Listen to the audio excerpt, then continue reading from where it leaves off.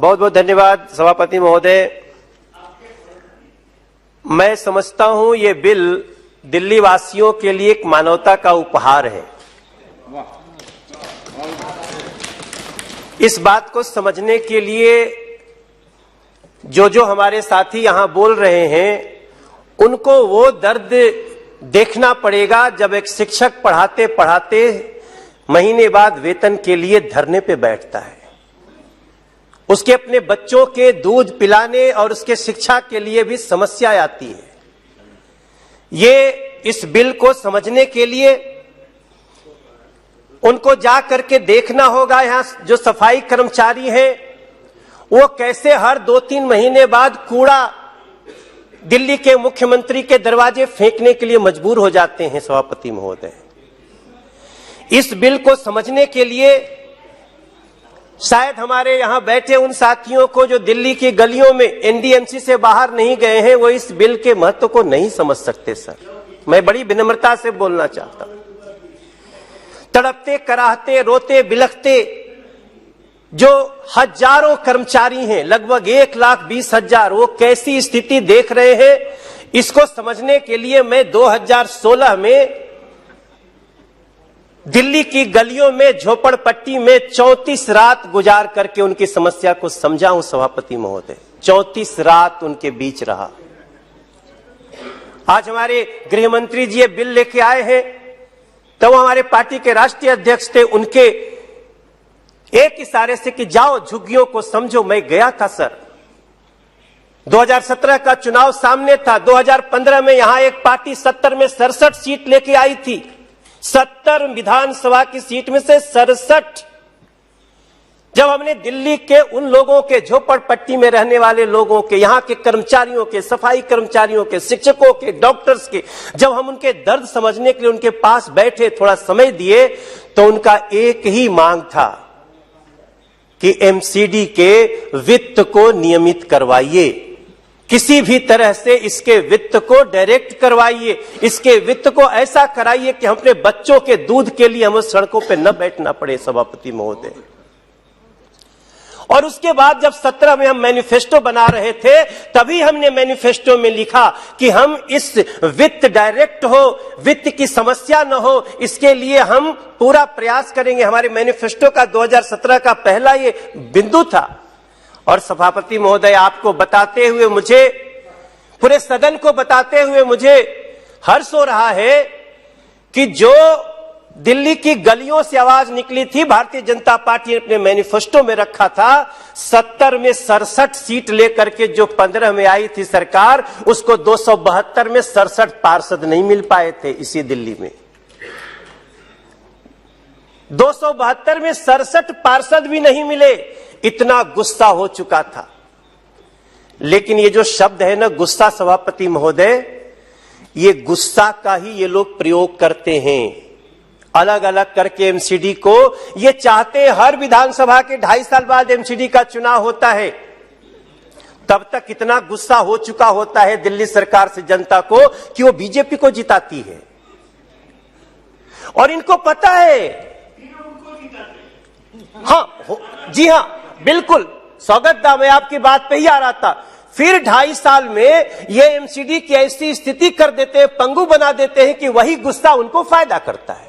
यही तो मैं कहना चाहता हूं। और उसी चीज को हम बदलने के लिए अपने गृह मंत्री जी का, गृह मंत्रालय का, नरेंद्र मोदी जी का बहुत धन्यवाद करते हैं। इसलिए ये मानवता का उपहार है, ऐसा मैं मान के चल रहा हूं सर। आज दिल्ली की गलियों में खुशी बन रही है, सफाई कर्मचारियों में, शिक्षकों में, डॉक्टर्स में, उनके घर में आज होली दिवाली जैसी स्थिति है। और ये उपहार कोई पहली बार नहीं दिया है केंद्र सरकार ने दिल्ली को। आपको मैं याद दिलाना चाहता हूं, देखिए इस बिल को समझने के लिए 2-3 पॉइंट्स पे हमको ध्यान देना पड़ेगा, उनको समझना पड़ेगा। दिल्ली में एक ऐसी सरकार है, अगर उसको पता चल जाए कि दिल्ली के कुछ लोगों को, उनको तिल तिल तड़पाने से भी हम बीजेपी पे आरोप लगा सकते हैं, तो ये दिल्ली की वर्तमान जो सरकार है प्रदेश की, वो तिल तिल तड़पाएगी। कितना निष्ठुर हो चुकी है, क्योंकि जिसको एक बात का फायदा लेना है केंद्र शासित प्रदेश से, केंद्र पे आरोप लगाएंगे, हम बच जाएंगे। सभापति महोदय, याद रखना चाहिए इस बिल को समझने के पहले कि प्रधानमंत्री जी ने यहां पे जो एक सड़क थी जहां से निकल के लोग दिल्ली एनसीआर में जाते थे, NH-24 बोलते हैं, जहां 2-2 घंटे ट्रैफिक जाम में धुएं युक्त सड़कों पे जो यात्रा करते थे, ऐसा ही एक उपहार दिया गया था। उस 2 घंटे की यात्रा को 20 मिनट की सुहानी यात्रा बना दिया गया है। यह भी याद है, सब क्यों पता है। यहां सभी सांसदगण, हमारे साथीगण आते हैं, उतर के एयरपोर्ट से उनको धौला कुआं का जाम मिलता था। ऐसी समस्या का निदान केंद्र सरकार ने किया सर, और यहां के 70 लाख लोग एक ऐसा अनऑथराइज का धब्बा लेकर के अपने माथे पे जीते थे सभापति महोदय, उसकी कल्पना शायद जो दिल्ली में नहीं रहता है वो नहीं समझ सकता।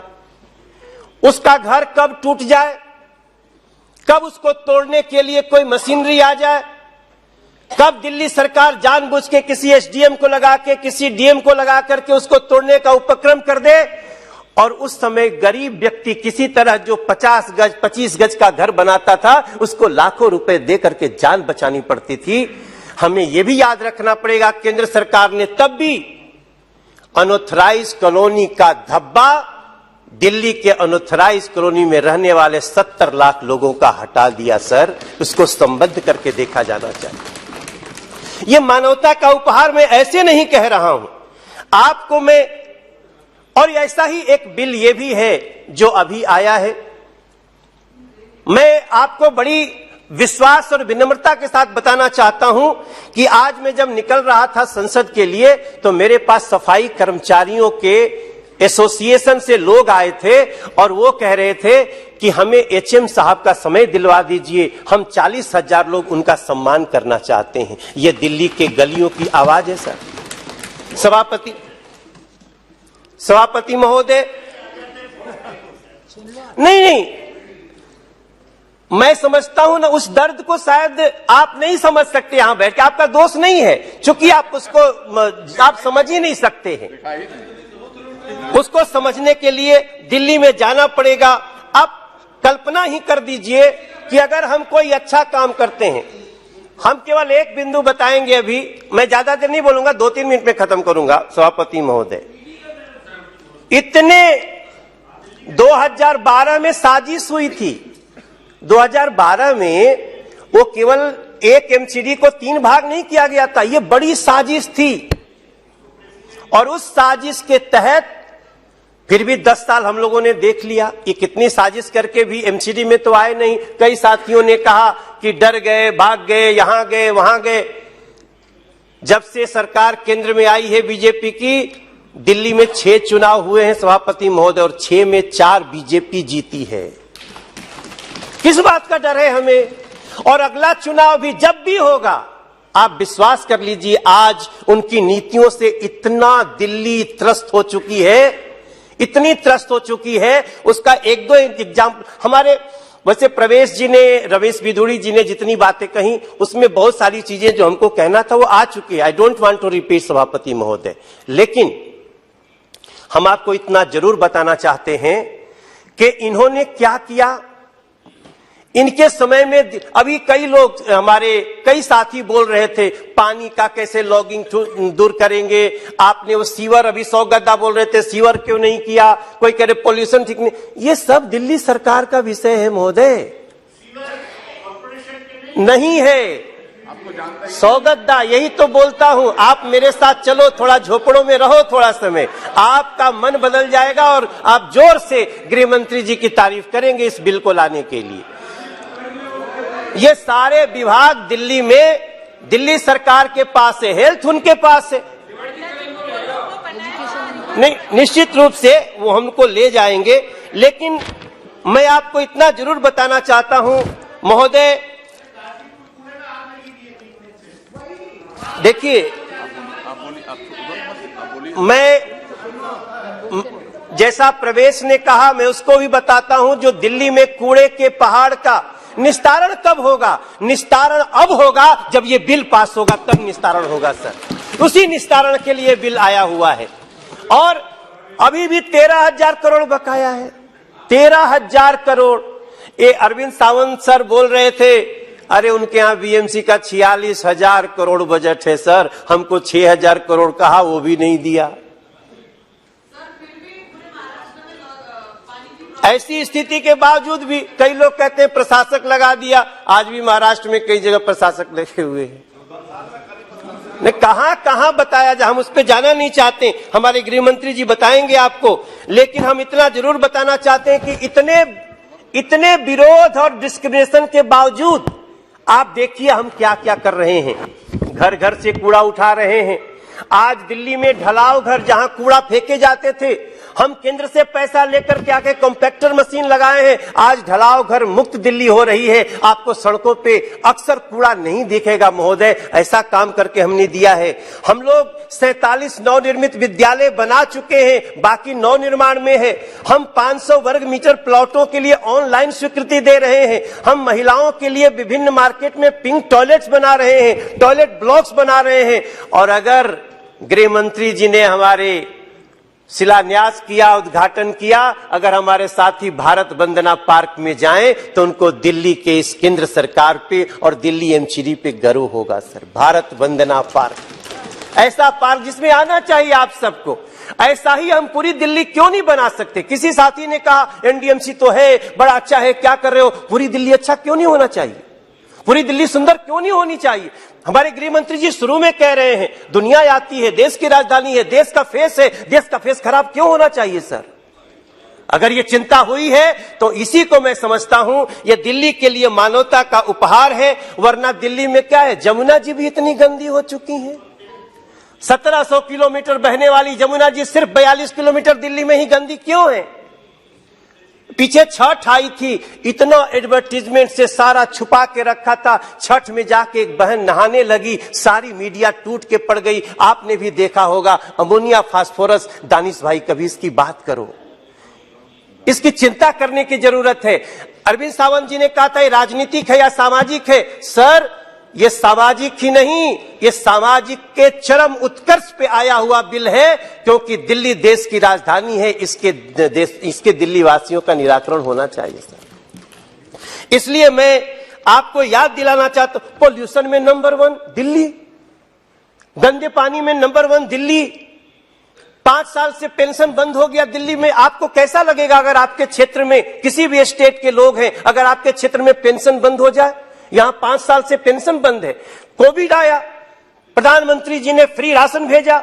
सर आपको जान करके आश्चर्य होगा, यहां 7 साल से नया राशन कार्ड नहीं बना है। गरीबों को राशन गया नहीं, स्कूलों में रखा रखा सड़ गया। क्या ऐसी सरकार के खिलाफ कार्रवाई नहीं होनी चाहिए सर?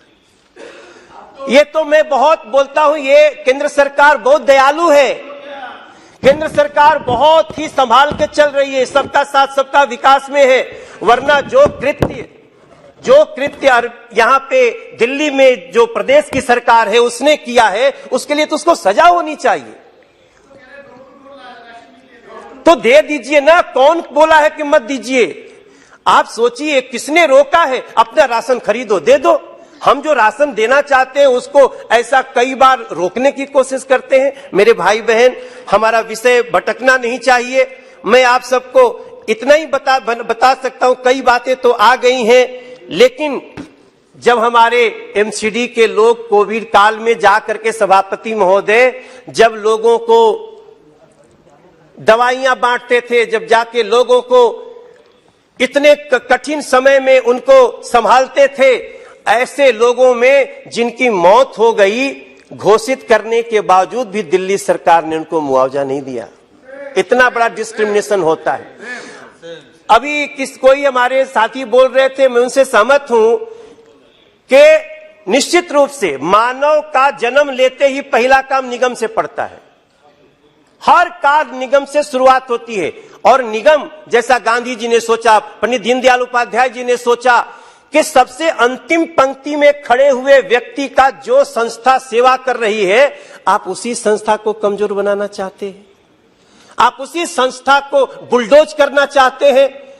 तब हम आपके समक्ष इस बात को कह सकते हैं कि हमारे इस दिल्ली में इस समय इस बिल की बहुत आवश्यकता थी।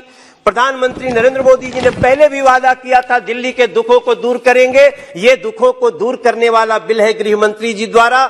मैं समझता हूं इससे अनावश्यक खर्चों पर रोक लगेगी, निगम अपने कार्य योजना के फैसले स्वयं ले सकेंगे, उनके क्रियान्वयन का रास्ता साफ होगा, दिल्ली को मजबूत निगम की प्रशासनिक व्यवस्था होगी, निगम के लाखों कर्मचारियों को वर्तमान अराजक शासन से मुक्ति मिलेगी और दिल्ली के लोग पारदर्शी, भ्रष्टाचार मुक्त और विकास कार्यों को मजबूत करने वाली निगम की सेवाएं मिल जाएंगी। वर्षों से लंबित योजनाओं को गति मिलेगी। किसी निगम कर्मचारी को महीने तक अपने वेतन के लिए किसी सीएम के दरवाजे घुटने नहीं टेकना पड़ेगा।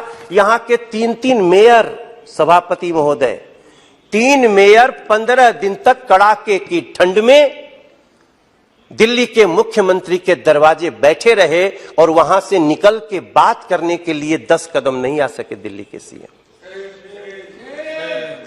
सर, पूरे देश में निगम के साथ जो भेदभाव यहां हुआ है वैसा कहीं और नहीं मिलता है। मैं समझता हूं लाखों कर्मचारियों की तरफ से, दिल्ली के निवासियों की तरफ से बेहतर प्रशासनिक व्यवस्था एवं मजबूत नगर निगम देने वाले इस बिल का समर्थन करते हुए मैं माननीय नरेंद्र मोदी जी और गृह मंत्री अमित शाह जी का बहुत धन्यवाद करता हूं। शत शत नमन। बहुत बहुत धन्यवाद।